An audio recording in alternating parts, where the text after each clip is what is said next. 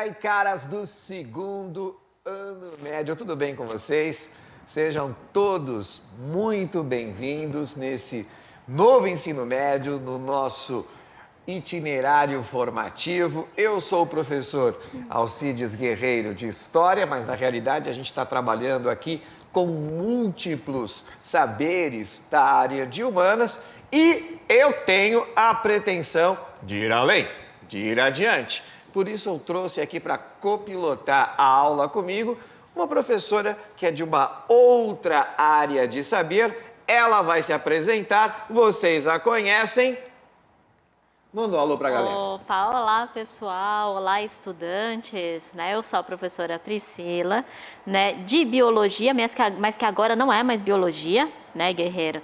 Eu tô aí então em outros componentes, em outros aprofundamentos. Provavelmente vocês aí também podem estar me acompanhando lá no componente de zoonose tropical ou ainda o do solo a célula, mas a gente tá junto, né? Estamos fazendo então esse, na verdade, é mais uma conversa, né? Um diálogo que a gente tem aí com os nossos estudantes e hoje a gente vai falar que, né, pelo que eu fiquei sabendo, aí hoje a gente vai falar de algo que a gente vive, né? É algo bem presente no nosso dia a dia, né, Guerreiro? Isso. O nosso componente, a gente está trabalhando com trabalho, política e pensamento econômico, do qual, inclusive, eu já tinha detalhado para você que está me assistindo aqui. A gente, na realidade, agora está entrando na atividade 1 e na primeira parte do desenvolvimento. Coloca aí, vocês estão vendo na tela. O tema da aula hoje é uma ponte. A gente está iniciando uma jornada, não vai ficar só nessa aula. A gente vai trabalhar esse tema também como acompanhamento no próximo encontro. A gente vai falar a relação entre global e local. Vocês lembram que a gente está trabalhando com globalização. A gente já viu que globalização não é algo tão recente assim. Já tem aí cerca de 5 séculos. Sabia disso, Pri? Nossa, não sabia. Imaginava que era um pouquinho mais recente, não dessa maneira, assim, 5 Porque séculos. olha que curioso, quando eu falo globalização, qual é a primeira palavra que vem na sua cabeça? Global. Global. Vamos tirar essa questão do prefixo. Tenta falar uma outra. Por exemplo, a professora Maria Fernanda, ela falou conexões. O que você diria? Uma palavra que vem à sua cabeça quando a gente fala globalização. Tá, eu pensaria no mundo. No mundo. Então, olha que curioso. Até o século XV, as noções mapográficas espaciais, elas eram apenas locais. A partir do século XV, uma determinada civilização, Pri, vai percorrer aí todo o espaço global, que são os europeus. Tá? Então, é daí que se inicia o processo de globalização. E a gente não pode esquecer que duas ferramentas são fundamentais para isso e a gente trabalhou também. É a ferramenta do transporte e da comunicação. Porque se nós não tivermos essas duas ferramentas, você não consegue simultaneamente trabalhar as duas principais questões que envolvem o global, que é a expansão e a integração. Ficou claro? Sim, eu acho que justamente, né, agora a gente consegue ver muito isso quando a gente faz as nossas compras pela internet, né? Muita gente agora aboliu mesmo essa questão de ir até a loja, né, ver o produto ali ao vivo. Muita gente já vê pela internet, faz as suas compras pela internet, paga pela internet e recebe o produto na sua casa, né? Muito bem trabalhado aqui essa questão tecnológica, porque nós temos 3 grandes fases da globalização. A primeira é das grandes navegações, onde se conquista a América e o mundo passa por um processo de europeização. Você fala uma língua europeia. Sim, né? Tem uma origem Suas do tradições latim, sim. religiosas acabam tendo uma relação maior com as tradições religiosas da Europa. Sim, verdade. E uma parte predominante do seu comportamento cultural, por tabela, também vem dos europeus. Né? O que acontece no século XIX? O que acontece no século XIX é que nós temos uma mega expansão tecnológica. Você sabia que o século XIX, Pri, é chamado século cientificista? Olha, não sabia que As ele pessoas já imaginam é que é o assim. século XX. Eu imaginaria também no século XX, porque eu comecei a ter o contato com a parte mais tecnológica no século XX do que no... E aí, de repente, pode até caber uma pergunta: por que o século XIX é o século cientificista e não o XX? Porque todas boa as pergunta. grandes tecnologias do século XX, incluindo essa que você falou da internet, o nascedouro delas foi no XIX. Olha, isso é interessante, hein? Por exemplo, se você pensa em vídeo, em imagem, a gente pensa no cinematógrafo ou no daguerreotype, que era uma máquina fotográfica. É século XIX. Se você pensa nessa comunicação à distância falada, você lembra do Graham Bell, o telefone, que é no século XIX. Se a gente pensa na cirurgia moderna, e por aí vai. Então, no século XIX, a gente começa a ter, principalmente a partir do telégrafo. Você sabia que o telégrafo era a internet da época? Olha, não imaginava que Quando você que seria. manipula a internet hoje, a gente leva praticamente alguns milésimos de segundos entre os dados. É praticamente online. Sim, No século XIX levava 6 horas. olha só. 6 horas para nós hoje é uma eternidade. Exato. Só que antes do telégrafo levava-se 2, 3 meses. Nossa, e ainda eu fico imaginando, por exemplo, quando eu comecei a entrar nessa parte mais tecnológica também, a internet, por exemplo, que eu tive contato pela primeira vez, era a internet de escada. Então, Aquela que fazia um barulhinho tão gostoso, né? os nossos estudantes provavelmente eles não vão saber o que é isso. Talvez eles vejam no museu um dia. Pode ser, mas era a questão aí da internet de escada, e aí a gente levava também um certo tempo, demorava para a gente conseguir entrar na internet. E quando a gente conseguia entrar e começava a navegar, muitas vezes caía o sinal. Isso. A gente tem a sensação que a globalização é extremamente, profundamente contemporânea, justamente porque no século XX as ferramentas de transporte e principalmente de comunicação ganharam, vou usar aqui uma expressão português, né? Um upgrade muito intenso, de modo que as nossas relações com a distância, com o espaço e com o tempo foram profundamente alteradas. Olha lá, está na tela, vamos olhar aqui o objetivo da aula, aquilo que mais nos interessa.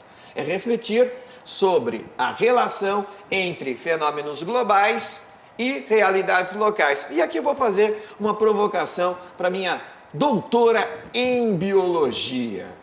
Priscila, Opa. você acha que quem mais sofre influência? O local em relação ao global ou o global em relação ao local? Nossa, que pergunta difícil essa, hein? Valendo! Valendo! Mas eu imaginaria que primeiro surgiria no local para atingir o global. E aí depois, né, isso seria aperfeiçoado. Olha, a sua resposta foi até que você mandou super bem. A gente precisa aqui só trazer um dado que é bom também a gente refletir antes mesmo da exposição de alguns conceitos e de algumas contextualizações que eu vou fazer. Pri, você falou bem mesmo. A coisa primeiro surgiu no local e depois se expandiu para o global e a gente pode aqui até pegar o exemplo da europeização do planeta. Só que a partir da década de 90, principalmente, quando a gente tem aí a expansão e a popularização da web, começou a surgir uma cultura agora que é global.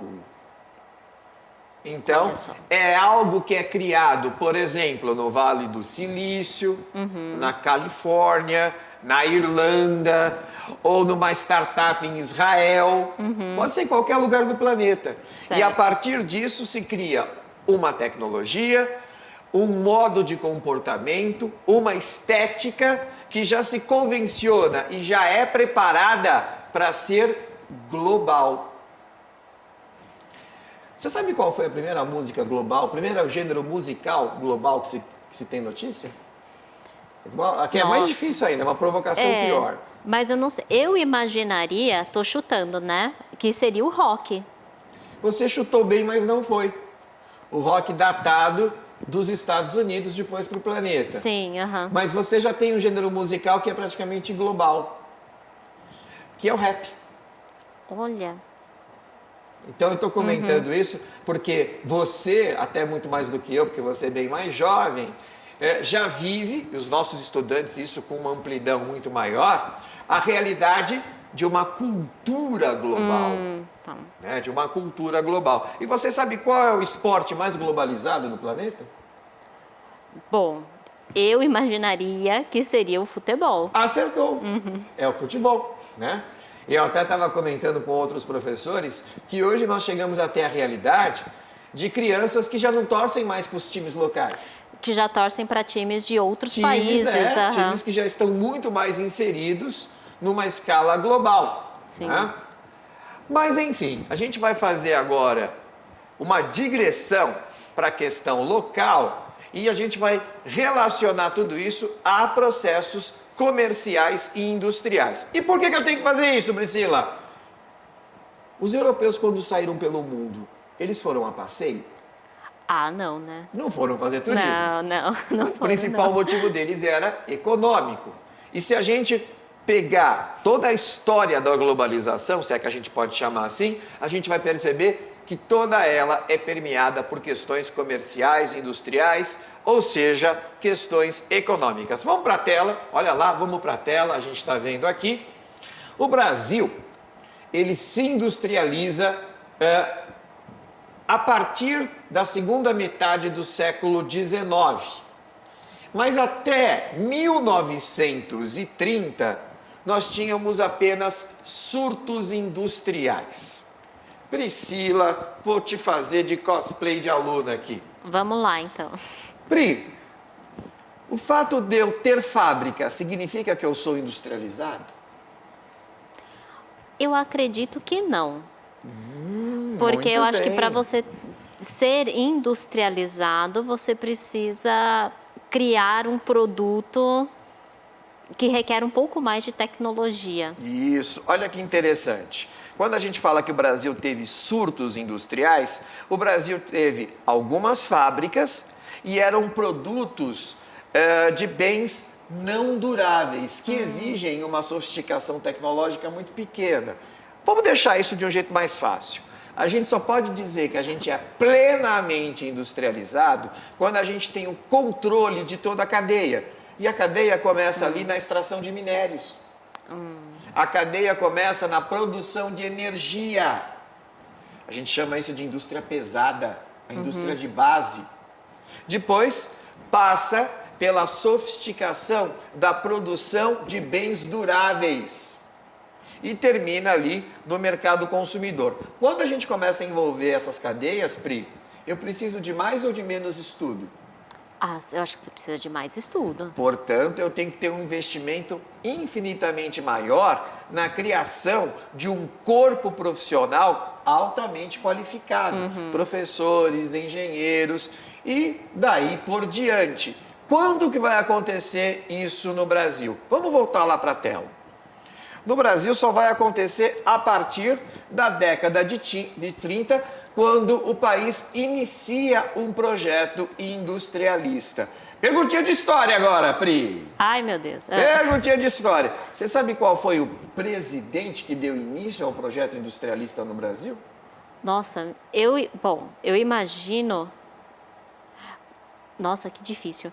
Mas eu tenho Vou dar uma dúvidas. dica, vou dar uma dica para facilitar. Ele é o nome, por exemplo, de uma faculdade privada com bastante prestígio aqui, que formam economistas, advogados e Você está administradores. falando, então, do Getúlio Vargas.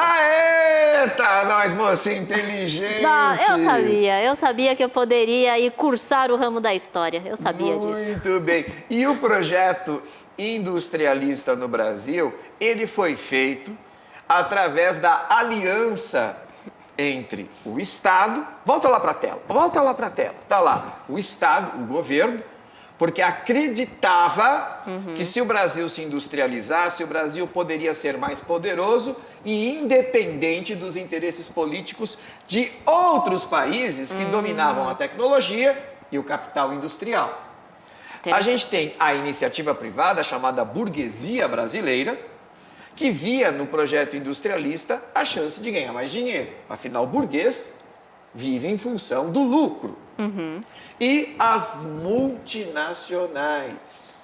Mas aí, quando a gente entra lá com o Kubitschek, né? Ele não fez o... Juscelino Kubitschek? Isso, 50 anos em Isso, ele 30, conseguiu, ele assim. foi o presidente na época do populismo democrático, que vai até 64, na época quando começa a ditadura militar. Ele foi o presidente que melhor conseguiu unir esses três interesses. O do Estado, o da burguesia nacional e das multinacionais. Por quê? Porque as multinacionais querem vender os seus produtos para fora do seu eixo produtor central.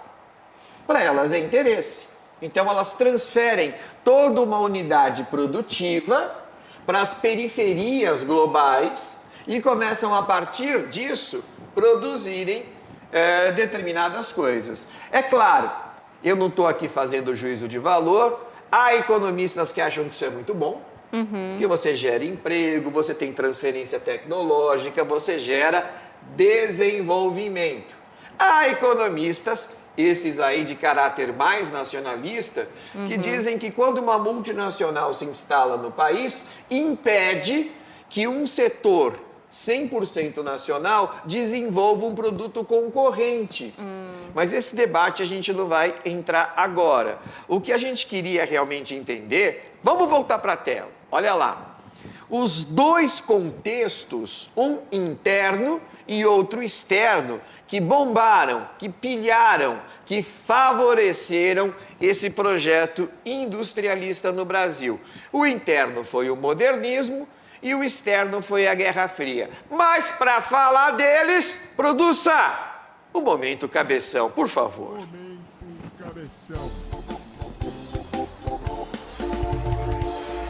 Você já ouviu falar do modernismo? Já ouvi falar. Está fazendo agora aniversário, verdade, o 100 centenário anos. da Semana de Arte Moderna. O modernismo no Brasil, ele vai criar uma classe de intelectuais que falam muito da brasilidade, do nacionalismo. E também cria um corpo grande de políticos que acreditam que o Brasil tem que se empoderar. Que o Brasil tinha que ficar cada vez mais forte para poder ter, inclusive, poder geopolítico em relação a outras nações. A melhor forma de se fazer isso, segundo esses políticos, era promovendo a industrialização brasileira. E você já deu a resposta desse presidente. O Getúlio Vargas, quando sobe ao poder, ele se cerca de modernistas.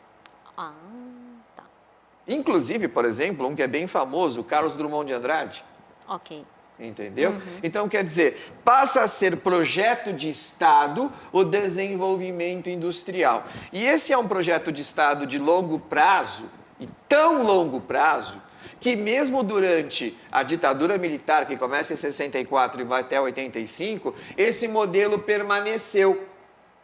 Eu acho que você não tem idade, os produtos acho que talvez não vão ter. Né? Eu sei bem o que eu estou falando, por causa do que eu vivi isso. Nesse período, Pri, não se podia importar nada, sabia? Nada de nada, então. Quase nada você podia importar. O aluno que está vendo a nossa aula aqui, se conversar com o professor dele, se ele for um sujeito com mais de 40 anos, com os pais ou com os avós, eles vão confirmar isso. Até a década de 90, a economia brasileira era extremamente fechada. E por que ela era fechada? Porque fazia parte desse projeto que industrializar o Brasil era fechá-lo à concorrência externa. Entendeu?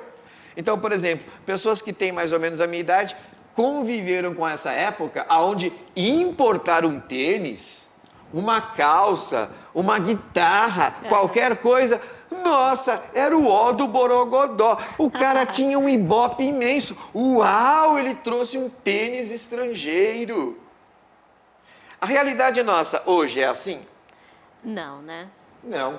Depois que o Brasil foi se adaptando ao projeto muito mais relacionado ao atual estágio de globalização que nós vivemos, a nossa economia se abriu.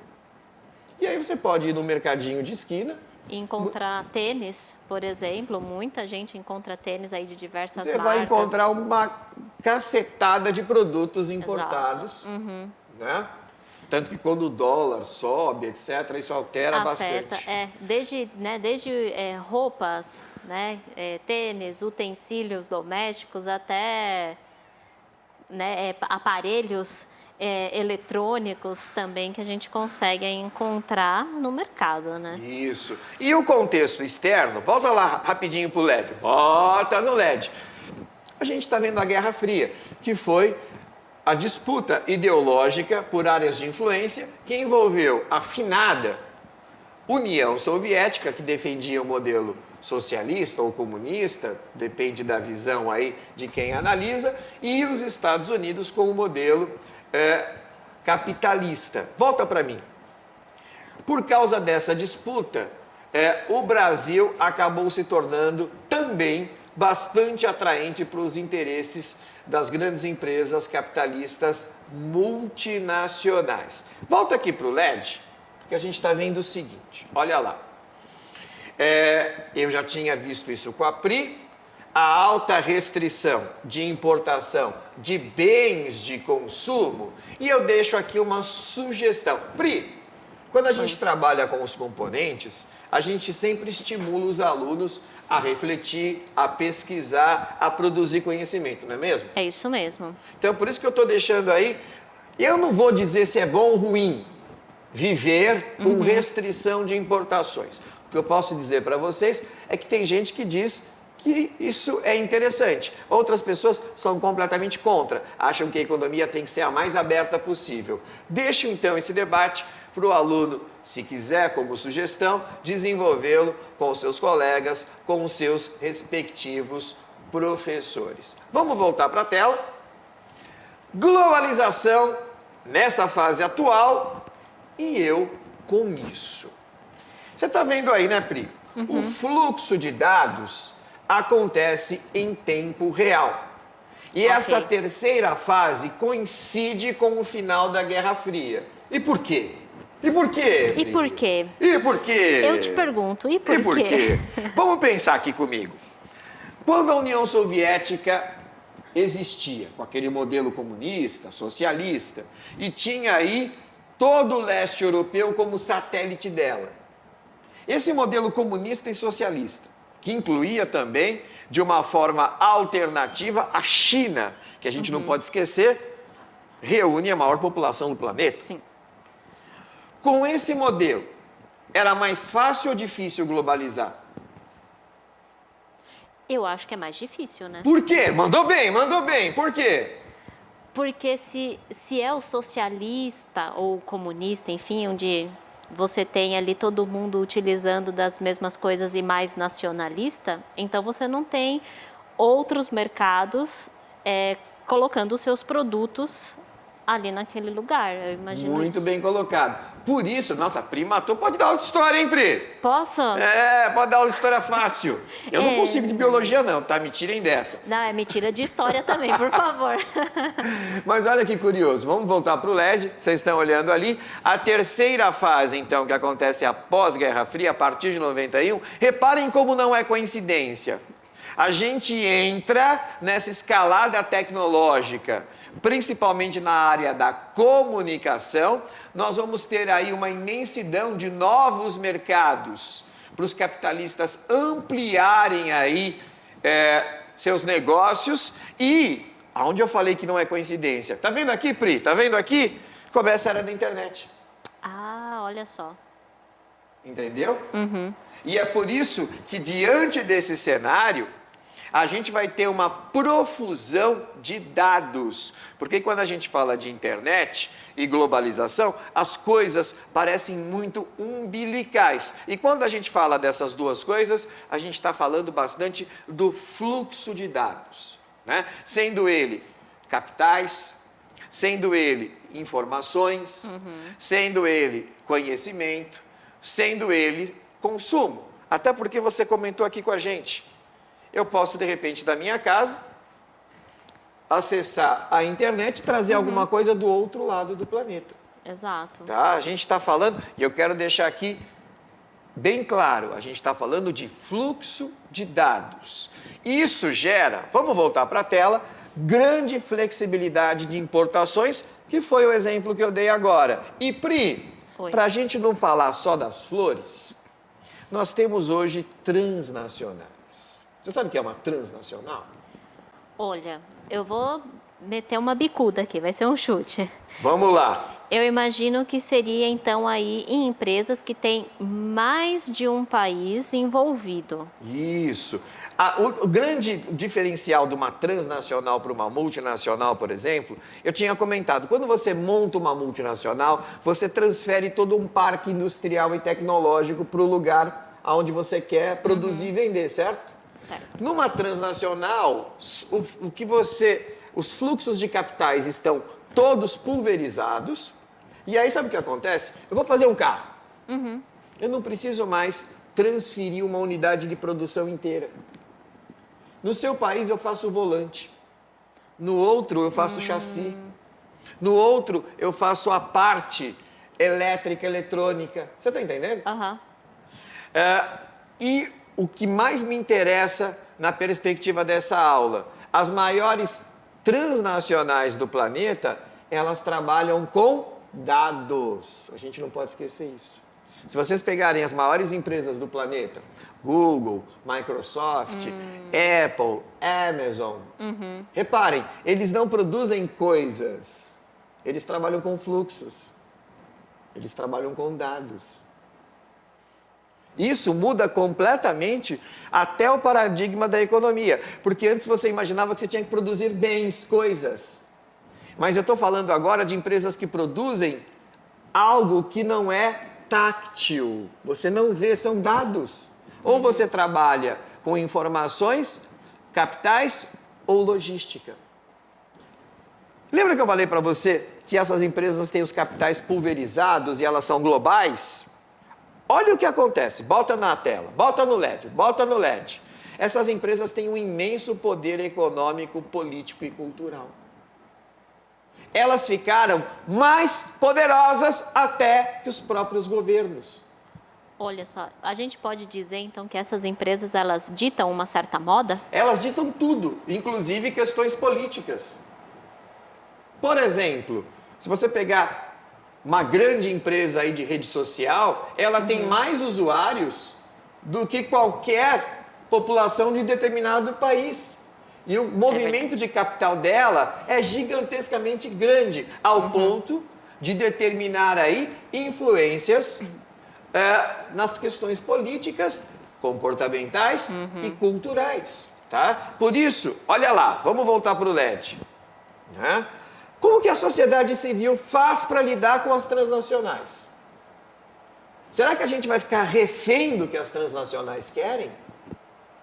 Será que a gente tem como reagir a esse superpoder global? E quando a gente fala de superpoder global, a gente não pode esquecer de uma coisa, Pri.